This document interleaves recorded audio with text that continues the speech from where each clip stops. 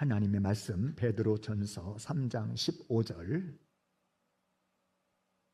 베드로전서 3장 15절입니다. 우리 찾으신 줄로 알고 봉독하시겠습니다. 너희 마음에 그리스도를 주로 삼아 거룩하게 하고 너희 속에 있는 소망에 관한 이유를 묻는 자에게는 대답할 것을 항상 준비하되 온유와 두려움으로 하고. 아멘. 아멘. 감사합니다. 자, 우리가 예수를 믿었다. 그러면은 어떻게 살아야 되는가? 이 고민을 해야 되는데 계속해서 지금 시리즈로 설교를 하고 있습니다. 예수를 믿어서 내가 크리스찬이 되었다? 그렇다면은 그리스도 안에서 생활해야 된다. 하나님의 말씀에 의해서 살아야 된다. 성령에 의한 생활을 해야 된다. 믿음에 의한 생활을 해야 된다. 그리고 사랑에 의한 생활을 해야 된다.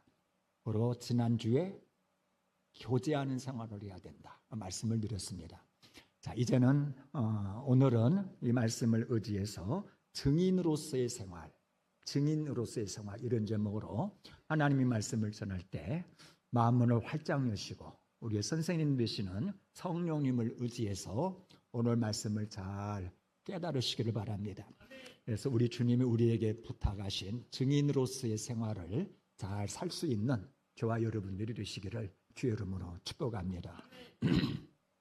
어느 기자가 아주 신실한 한 성도에게 다가가서 물었습니다. 당신은 일주일에 몇 번이나 교회에 나가십니까? 질문을 받은 이 성도가 얼굴에 온화한 미소를 띄우더니 하는 말, 예, 저는 매일같이 교회에 나갑니다. 기자가 다소 놀란 듯이 되물었습니다. 아니, 그 바쁜 일과 속에 매일같이 교회를 나가신다고요? 그랬더니 이 성도가 하는 말, 예, 출근해서 직장교회를 나가고 시장을 보러 삼각교회를 가며 때때로 친구들을 만나러 친구들이 모인 교회를 갑니다. 그리고 저는 가끔씩 일가 친척을 만나러 또 교회를 갑니다. 이렇게 답변을 했습니다. 왜냐하면 저는 가는 곳곳마다 그곳에서 내가 하나님의 자녀임을 보여주고 있으며 예수를 증거하고 있기 때문입니다. 여러분, 이 말이 이해가 되어집니까? 사실 우리는 주일에 예배당에 나와서만 하나님의 자녀임을 드러내고 교회에 나와서만 예수를 증거할 때가 사실 많이 있습니다. 그러나 예수님은 우리가 예배당에서뿐만 아니라 어디서 누구를 만나든 무슨 일을 하든 그곳에서 내가 하나님의 자녀임을 드러내기를 원하고요. 그곳에서 바로 예수를 증거하기를 원한단 말입니다. 그리고 내가 하나님의 자녀임을 드러내고 내가 예수를 증거할 때에 바로 그곳에 하나님의 영광이 임합니다.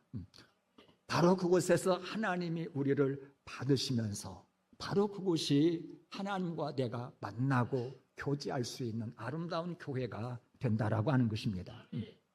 사실 세상은 우리가 교회 안에서 누구인지, 교회 안에서 직분이 집사인지 목사인지, 교회 안에서 얼마나 충성되고 헌신되게 일하는지 이것보다 교회 밖에서 어떤 사람인지를 통해서 예수님을 본다고 하는 사실입니다. 자, 그래서 오늘 본문은 우리에게 아주 신중하게 권면을 합니다. 너희 마음에 그리스도를 주로 삼아 거룩하게 하고, 이게 단순히 예수 믿는다, 교회 다닌다 이 차원이 아니라 예수님을 내 삶의 주인님으로, 예수님을 내 마음의 왕으로 모셔드리라고 하는 거예요. 그러면서 살아가는 순간순간을 순종하며 기쁘게 섬기며 살라는 것입니다. 그러면 주변에 있는 모든 사람들이 내 삶의 모습을 보고 너희 속에 있는 소망에 관한 이유를 묻는 자에게는 내 속에 있는 그 기쁨의 이유, 어려운 환경 속에서도 그 평안을 유지할 수 있는 그 이유, 참으로 열악한 환경 속에서도 이웃을 섬기는 그 이유를 보고 어떻게 너는 그렇게 살 수 있느냐 이렇게 묻는 자에게 대답할 것을 항상 준비하되 온유함과 두려움으로 하거라 이렇게 말씀하셨습니다.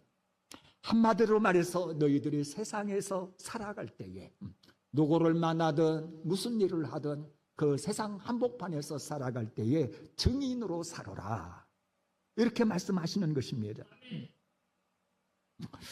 자, 그래서 오늘 우리 주님께서 명령하신 증인으로의 삶을 살기 위해서 알아야 될 것이 무엇인지 한번 쭉 살펴보려고 합니다. 여러분, 오늘 말씀에 귀를 기울이시고 은혜를 받으셔서 나를 만나는 모든 사람들을 구원해내는 증인으로서의 삶을 아름답게 살아갈 수 있는 저와 여러분들이 되시기를 주의 이름으로 축복합니다. 자, 내가 처해 있는 삶의 한복판에서 증인으로서의 삶을 살기 위하여 알아야 될 것이 무엇인가? 첫 번째로 예수님의 부르심을 알아야 된다는 것입니다. 예수님의 부르심이 무엇인지, 왜 예수님이 나를 불렀는지 그 부르심의 이유를 알아야 된다는 거예요. 자, 국가에서 한 젊은이를 갖다가 군인으로 불렀습니다. 먹이고 입히고 아주 많은 봉급을 주어가면서 불렀어요. 자, 그런데 왜 불렀냐 이 말이에요. 네모반에서 전우들과 함께 담소를 나누라고, 때를 따라서 밖에 나가서 운동하고 체조하라고 그래서 불렀습니까? 그게 아니죠. 유사시에 나라와 민족을 지키라고, 적군들과 싸워서 나라를 지키라고 불렀습니다. 만약에 군인이 전쟁에 났는데 나라를 지켜내지 못한다, 이것은 큰 문제지요. 회사에서 한 젊은이를 채용했습니다. 봉급 주고 다양한 복지 혜택을 주면서 채용을 했습니다. 왜 채용했습니까? 그저 낮에 시간 나면 주식 투자나 하고 인터넷 서핑이나 하고 때가 되면은 밥이나 먹고 그러라고 입사시켰습니까? 그렇다면 주인 볼 때에 이건 골칫덩어리입니다. 이건 당장 잘라야 되고 당장 해고입니다. 부르는 이유가 있습니다. 그것은 바로 회사의 이익을 창출하라는 것이죠.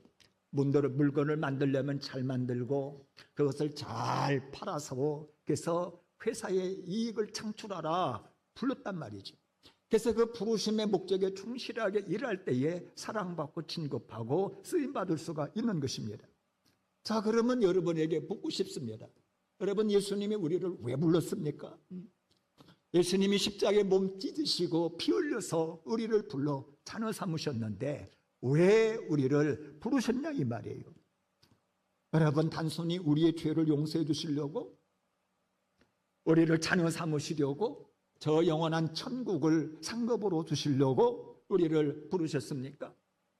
아니면 이 땅에서 우리가 그토록 원하는 부귀 무병장수케 하시려고 우리를 불렀습니까? 마태복음 4장 19절은 우리에게 부르심의 목적을 아주 선명하게 일러줍니다.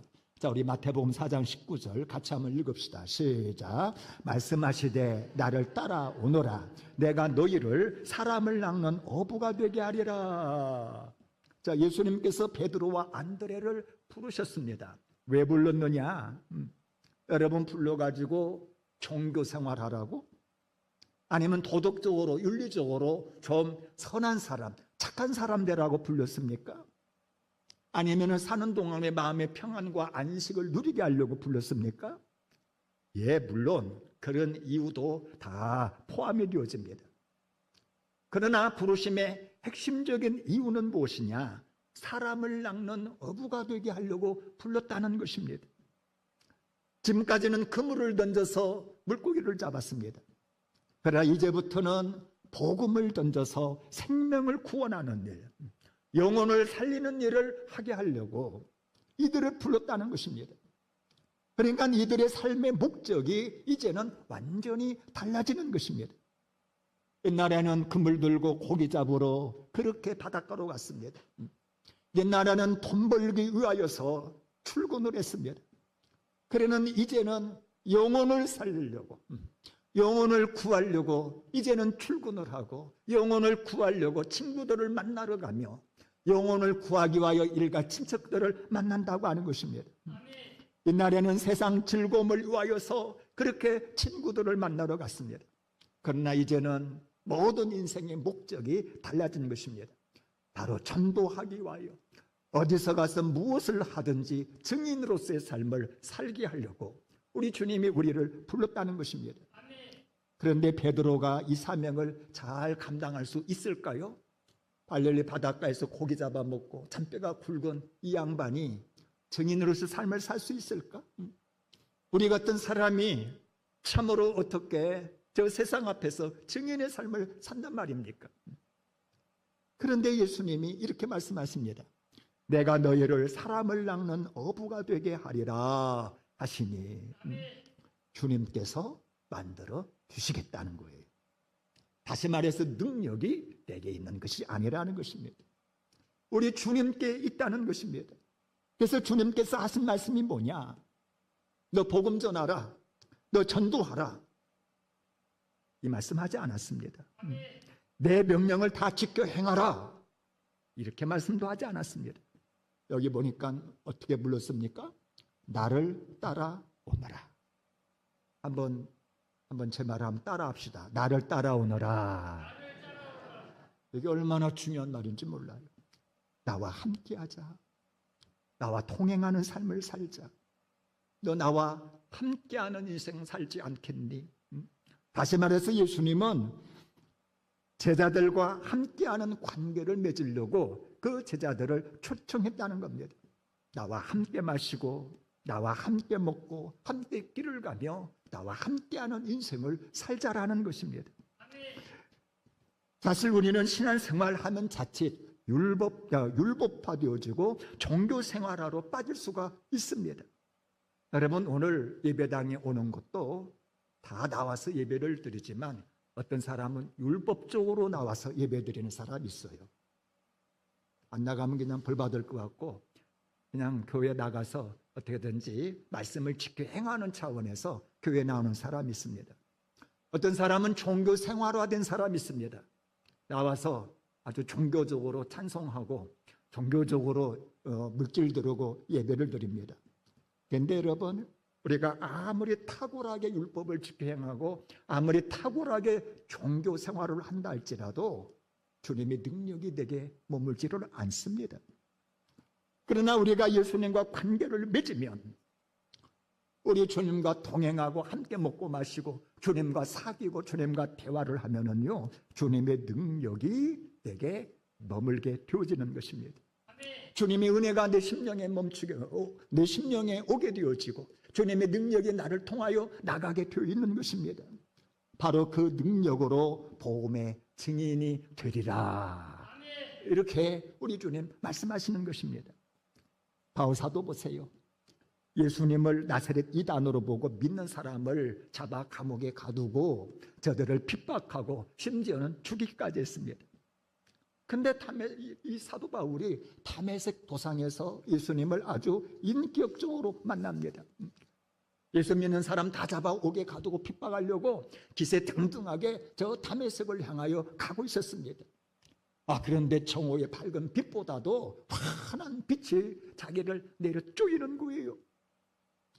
그 빛이 얼마나 강력한지 그 자리에서 꼬꾸라질 수밖에 없었습니다.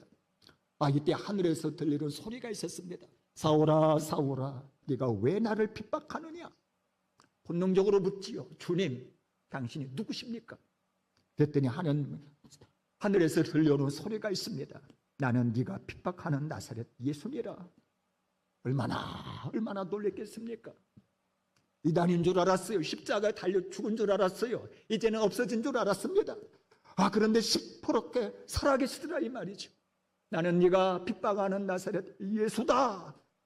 네가 나를 핍박하는 모든 일거수일투족을 내가 보았노라. 이때 바울이 즉시 묻지요. 주님, 그러면 내가 무엇을 하리이까? 일어나 다메섹으로 들어가라. 네가 해야 될 모든 것을 거기서 누가 너에게 일러주리라. 그래서 함께 있었던 사람들에게 이끌려서 다메섹으로 갔는데 거기에서 아나니아를 만납니다. 이 아나니아가 들려주었던 주님의 음성이 뭔 줄 아십니까? 사도행전 22장 14절에서 15절을 보니까 그가 또 이르되 우리 조상들의 하나님이 너를 택하여 너로 하여금 자기의 뜻을 알게 하시며 그 의인을 보게 하시고 그 입에서 나오는 음성을 듣게 하셨으니 네가 그를 위하여 모든 사람 앞에서 네가 보고 들은 것에 증인이 되리라. 네가 보고 들은 것에 증인이 되리라.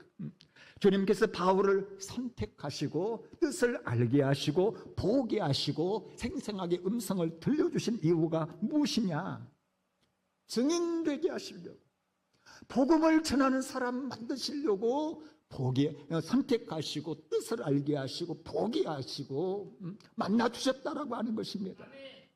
여러분, 바울 사도 보세요. 눈에서 비늘 벗겨지고 보게 되어지고 음식 먹고 힘을 얻자마자 즉시로 하는 것이 무엇인 줄 아십니까? 회당으로 갑니다. 그 예수가 하나님의 아들이라 전파하기 시작합니다. 가는 곳마다 그는 복음의 향기가 되어졌던 것입니다. 여러분, 그렇습니다. 하나님께서 우리를 택하시고 부르신 이유가 무엇이냐? 바로 복음의 통로를 삼으시려고. 내가 어디서 무엇을 하든지, 누구를 만나든지, 무슨 일을 하든지 내가 처해 있는 그곳에서 복음의 통로를 삼으시려고, 복음의 증인 삼으시려고 나를 부르신 줄로 믿으시기를 바랍니다. 만약에 하나님이 나를 부르신 이유를 모르고 신앙생활을 했다면, 만약에 이 이유를 알면서도 증인으로 삶을 살지 않았다면 우리의 주인 되신 우리 하나님을 무척이나 섭섭하게 해드는 일이 될 것입니다. 하나님께서 내게 건강을 허락하시고 물질을 허락하시고 많은 사람들을 만나게 하셨는데 내가 처해 있는 그 자리에서 한 번도 증인된 삶을 살지 않았다. 이것은 우리의 부르심의 목적을 깡그리 망각한 것입니다.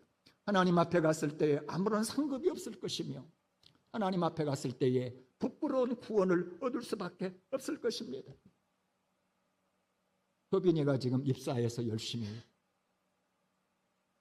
회사 생활을 하고 있는데 부르신 오너의 뜻을 전혀 모른 채 먹고 놀고 왔다 그러면 회사에서 가만히 있겠습니까? 하나님 우리를 부르신 목적이 있는데 참으로 우리가 주신 물질, 건강, 재능 가지고 전혀 증인된 삶을 살지 못하고 먹고 마시고 놀다가 주님 앞에 섰을 때에 내가 어떻게 가겠나 이 말이죠. 원하기는 나를 부르신 이유가 증인의 삶을 살게 하려 하심인 줄을 아시고 삶의 자리에서 증인이 되시기를 주 이름으로 축복합니다. 이게 우리 하나님이 우리를 부르신 이유란 말이에요. 자, 증인으로서 삶을 살기 위하여 알아야 될 것. 두 번째로 삶으로 증거하라는 것입니다. 내가 살아가는 삶으로 증거하거라. 전도하세요. 복음 전하세요. 그러면 여러분들 가장 먼저 떠오르는 생각이 무엇입니까? 무슨 말을 해야 되지? 아니 어떻게 전도해야 되지? 아니 전도하다가 욕먹고 핍박당하는 거 아니야? 여러분 이런 생각 들지 않습니까? 다시 말해서 전도는 말로 하는 것이고 탁월한 방법으로 하는 것이라 이래 생각한다 이 말이죠. 물론 우리가 전도를 잘하려면 말도 잘하고 방법도 탁월해야 되지요. 그래서 언어 훈련도 하고 전도 훈련도 많이 받아야 됩니다. 그러나 여러분 본질적으로 더 중요한 게 있습니다. 마태복음 5장 14절에 보니까 예수님 제자들에게 하시는 말씀, 너희는 바로 세상의 빛이라 그랬습니다. 다시 말해서 예수님이 빛이시라는 것이죠. 그러는 예수님을 믿고 따르는 우리 역시 빛이라는 겁니다. 그래서 빛된 우리에게 예수님이 뭐라고 말씀하셨느냐? 5장 16절에 이같이 너희 빛이 사람 앞에 비치게 하여 그들로 너희의 착한 행실을 보고 하늘에 계신 너희 아버지께 영광을 돌리게 하라. 이같이 빛이 어두운 세상을 환히 밝힘과 같이 너희 빛이 사람 앞에 비치게 하라. 여러분 빛은 자기 자신을 드러내기 위하여 비치지 않습니다. 다른 것을 보게 하려고 비치는 것이 빛입니다. 마찬가지로 우리는 세상 속에서 진리를 보게 하고 선함을 보게 하고 옳음을 보게 하는 일에 헌신되어야 된다 이 말이에요. 부정이 만연된 이 세상 한복판을 살아가면서도 정직을 보게 하는 것입니다.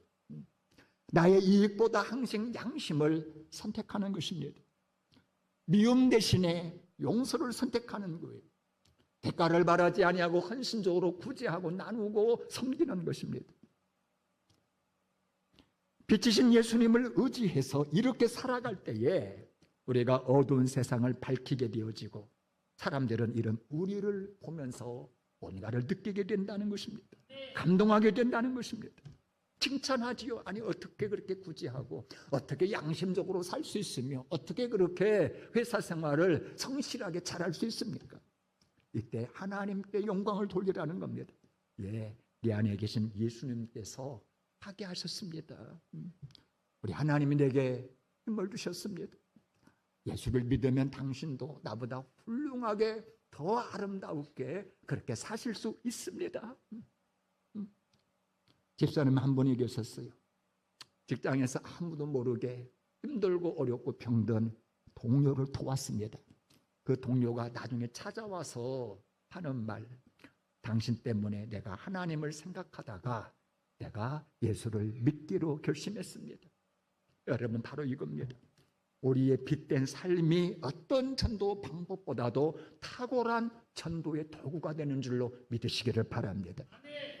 여러분, 그래서 로마서 12장 1절은 우리에게 아주 선명하게 권면합니다.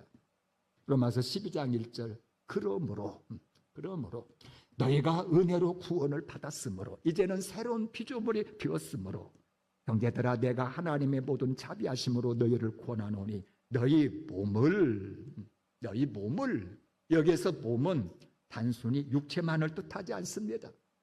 너희 몸이 행하는 모든 삶 전체를, 우리의 생각이나 말이나 행동이나 물질이나 시간이나 모든 것을 하나님이 기뻐하시는 거룩한 산제물로 드리라. 이것이 너희가 드릴 영적 예배, 합당한 예배, 이것이야말로 진짜 예배니라. 우리는 제사, 예배, 그러면 오늘처럼 주일날 예배당에 나와서 찬송 드리고 헌금하고 내 몸을 드리고 이것이 예배인 줄로 알아요. 물론 이거 빼놓을 수 없는 아주 중요한 예배입니다. 그러나 이보다 확장해서 더 중요한 예배가 있습니다. 직장에서 일하는 나를 하나님이 지금 보고 계시다. 지금 일하는 나를 하나님이 받으신다. 이 사실을 알고 하나님 앞에 떡하니 서서 하나님이 받으시도록 진실되게 성실하게 최선으로 일을 한다면은 여러분, 이것이 바로 하나님이 받으시는 산제사인 줄로 믿으시기를 바랍니다. 날마다 하는 일, 가정 일, 이거 대충 아무렇게나 해야 될 일이 아니다 이 말이에요. 가정에서 일을 하는 나를 하나님은 보고 계신다. 그리고 나를 받으신다. 이 사실을 알고 항상 일할 때마다 하나님 앞에 서는 것입니다. 그리고 하나님이 받으시도록 최선을 다해서 사랑하고 그렇게 섬긴다면은 이 역시 하나님이 받으시는 산제사가 된단 말이지요. 그래서 언제 어디서 나의 몸과 시간 재량을 사용할 때마다 하나님이 받으시고 또 하나님이 보신다고 하는 사실을 앞에서 알고 하나님 앞에서 최선으로 살아간다면은 우리의 삶 전체가 하나님 앞에 산 제사가 되는 줄로 믿으시기를 바랍니다. 그리고 우리가 이처럼 내 몸을 산제사로 드리면서 살아간다면은 내 삶이 전도지가 되는 거예요.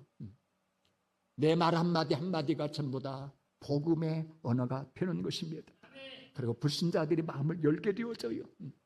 예수님께 관심을 갖게 되는 것입니다. 그러면서 마침내 저들이 우리 주님께로 돌아오는 은혜가 있다라는 것입니다. 여러분, 집안에 불신 남편이 계십니까? 더욱더 가사일을 할 때에 여러분들의 몸을 산제사로 우리 하나님 앞에 드리시기를 바랍니다. 남편이 보고 감동할 겁니다. 예수 믿는 내 아내가 다르구나.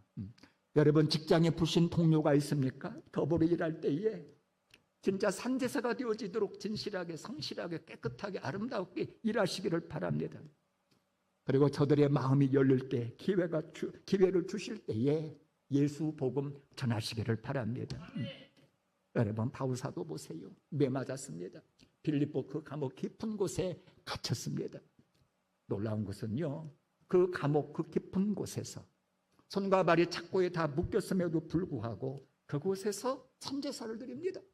기도합니다. 찬송을 크게 부릅니다. 그것도 간수들이 들을 정도로 크게 불렀습니다. 그런데 이게 웬일입니까? 갑자기 지진 나더니 옥토가 흔들리고 수갑이 착착착 다 풀리면서 문이 첫째 물, 둘째 물, 셋째 물 싹 열리는 거예요. 간수가 꾸벅꾸벅 졸다가 자다가 깨어보니까 옥문이 다 열려 있어. 이게 옥문이 열렸다는 것은 무슨 말이에요? 죄수들이 다 도망갔구나, 이거 아닙니까? 그래서 자결하려고 했습니다. 이때 바울이 외치는 소리가 들리는 겁니다. 아유, 간수 양반, 몸을 상하게 하지 말라고, 우리가 도망하지 않았노라고, 우리가 다 여기 있노라고. 간수가 허겁지겁 등불 들고 뛰어 들어가 보니까 그대로 있는 거예요. 자꾸도 풀리고 옥문도 다 열려 있는데 도망가지 아니하고 또 그니 그 자리에 앉아 있는 겁니다. 이거 간수 판단으로는 도망갔어야 되거든요. 많은 사람들이 자꾸 풀고 옥문 열고 도망가려고 혈알인데 다 열렸는데도 안 도망가고 가만히 앉아 있어. 간수가 충격받습니다. 이들에게 뭐가 있구나. 아까 찬송 부르고 기도하더니 하나님이 살아 계시구나, 이걸 알게 됐다 이 말이죠. 바울과 실라를 통해서 살아계신 하나님을 본 것입니다.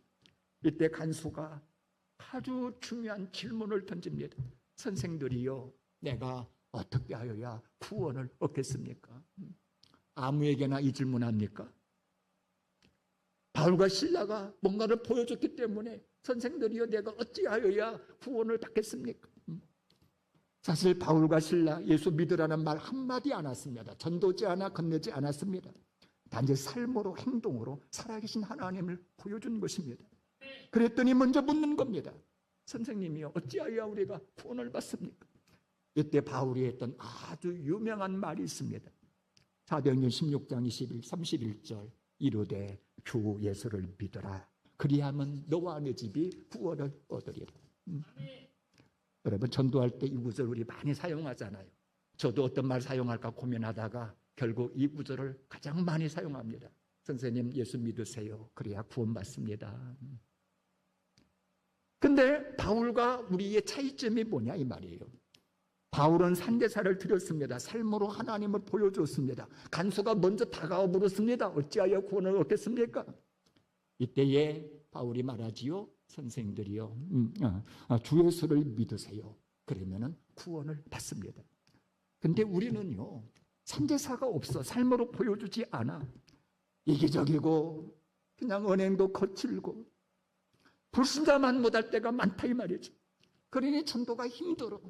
물어오기는커녕 우리가 먼저 가가지고 예수 믿으세요 그래도 너나 믿어라. 얼마 전에 김포경찰서 쪽으로 가면서 전도하려고 한 남자가 이렇게 앉아가지고 이렇게 스마트폰을 이렇게 보는데 좀 험상궂게 생기긴 했어요. 그래도 복음 전해야지 용기를 내가지고 선생님 예수 믿고 구원받으세요 전도를 건넸더니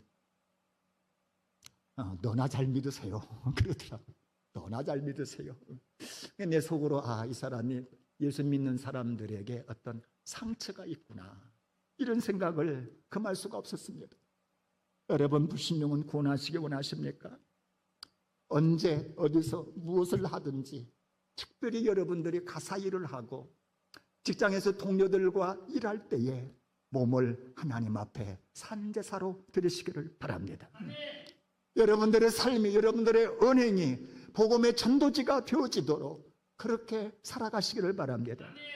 그리고 마침내 저들이 구원에 대해서 물어올 때에 저들이 고민거리를 털어놓을 때에 저들의 삶이 힘겨워서 너무 참으로 어려워할 그때에 복음을 제시하시기를 바랍니다. 사실 삶으로만의 전도는 많이 부족합니다. 결정적으로는 예수님을 전해야 돼요. 예수를 믿어야 그래야 구원을 받습니다. 이게 가야만 합니다. 내가 믿어보니 너무너무 좋습니다. 교회에 한번 와보세요. 와서 구원자 예수님을 만나보세요. 우리 교회 와서 말씀 한번 들어보세요. 여러분 이렇게 전해야 되는데 이 전도에 힘이 있으려면 여러분들의 삶의 전도가 밑바탕이 되어야 된다 이 말이죠. 워낙에는 말 한마디 표정 하나 행동 하나가 복음의 메시지가 되어지도록 참으로 여러분들의 삶을 산제사로 올려드리시기를 주의 이름으로 축복합니다. 자, 증인으로서의 삶을 살기 위하여 알아야 될 것. 세 번째로 성령의 능력으로 증거하라는 것. 성령의 능력으로 증거하라. 사도행전 1장에 보면은요, 흩어졌던 제자들이 예수님 중심으로 다시 모였습니다. 그 중에 예수님이 구원자인 것을 의심하는 사람은 한 사람도 없었습니다. 왜냐하면 예수님 죽었거든요. 십자가에 달려서 죽어서 꺼내서 세마포로 싸가지고 동굴에다가 장사 지냈거든요. 그래서 끝난 줄 알았어요. 제자들이 전부 다 뿔뿔이 다 흩어졌습니다. 그런데 3일 지난 어느 날 예수님이 짠 나타난 거예요. 제자들은 유령인 줄 알고 두려워했습니다. 아니야, 나 유령 아니야. 손 만져봐. 옆구리에 손 넣어봐. 음식 있냐? 갖고 와봐. 같이 먹고 마시고 만져보고. 야, 분명히 예수님 다시 살아난 거예요. 예수님이 하셨던 모든 말씀이 이제는 진짜인 것을 누구도 의심하지 않았습니다. 이분은 바로 구원자구나. 이분이 바로 하나님의 아들이었구나. 인생이 죽음으로 끝나는 것이 아니라 부활이 있는 것이구나. 우리가 죄 용서받고 구원받아야 되겠구나. 이 사실을 모두 다 제자들이 확신했습니다. 그래서 제자들이 얼마나 설렜겠습니까? 그래서 예수님께 다시 묻습니다. 예수님, 이스라엘을 회복하심이 지금입니까? 로마의 핵정에서 저들을 물리치고 참으로 이 나라를 다시금 메시아 왕국으로 세울 때가 이때입니까? 물을 때 예수님이 뭐라고 말씀하신 줄 아십니까? 사도행전 1장 7, 8절 보니까 이르시되 때와 시기는 아버지께서 자기 권한에 두셨으니 그것은 너희가 알 바가 아니야. 그러면서 8절 아주 유명한 구절이죠. 같이 읽습니다. 시작. 오직 성령이 너희에게 임하시면 너희가 권능을 받고 예루살렘과 온 유대와 사마리아와 땅끝까지 이르러 내 증인이 되리라. 자, 여기 잘 보세요. 증인이 되라 그러지 않았습니다. 증인이 되리라 이렇게 얘기를 했습니다. 이 말은 복음 증거의 주체가 내가 아니라 성령이라는 거예요. 성령. 전도는 내가 하는 것이 아니라는 것입니다. 성령님께서 하신다는 것입니다. 성령님이 임하시면 너희에게 권능을 주실 것이고 그 성령님이 너희도 증인이 되게 하실 것이라 이 말이에요. 많은 사람들이 전도 그러면 굉장히 부담스러워합니다. 왜? 내가 해야 되니까. 그러나 성령이 임하시면은요, 권능을 받으면요, 자연스럽게 증인이 된다라고 하는 거예요. 여러분 베드로 보세요. 3년 동안 예수님 곁에서 배웠습니다. 말씀 듣고 전도 훈련받고 아주 멋지게 신앙 고백도 잘했습니다. 저는 그리스도죠. 살아계신 하나님의 아들입니다. 그리고 나는 죽기까지 예수님 부인하지 않고 따르겠습니다. 결심도 했습니다. 그런데 자기의 지식과 열정과 결심으로 예수님을 따를 수가 없었습니다. 여러분 이것이 바로 신앙입니다. 그런데 성령 받자 베드로가 완전히 달라졌어요.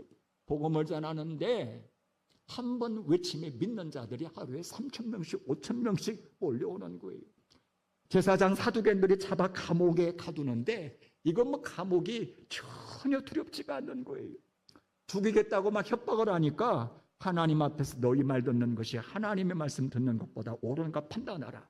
우리는 보고 들은 것을 말하지 아니할 수 없다. 말하지 아니할 수 없다. 도무지 저들의 입을 막을 수가 없었습니다. 여러분 베드로가 왜 이렇게 변했습니까? 그 겁쟁이가 도망가던 자가 어떻게 이렇게 변할 수가 있습니까? 가슴에 성령이 불타오르니까 성령이 힘을 주시고 인도하시니까 참을 수가 없는 것입니다.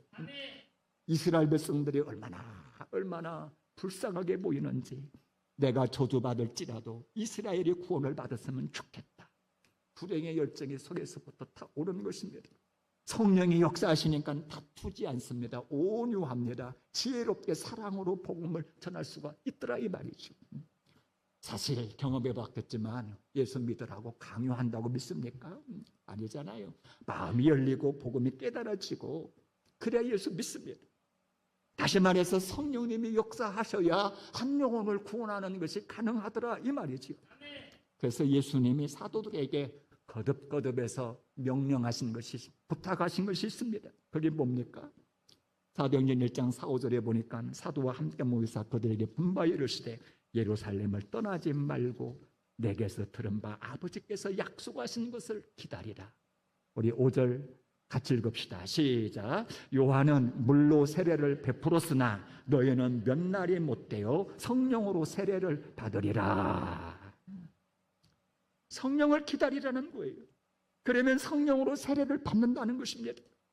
그래서 성령 받으면 너희가 권능받고 증인이 된다는 것입니다. 그래서 제자들이 그 바쁜 일정에도 흩어지지 않았습니다.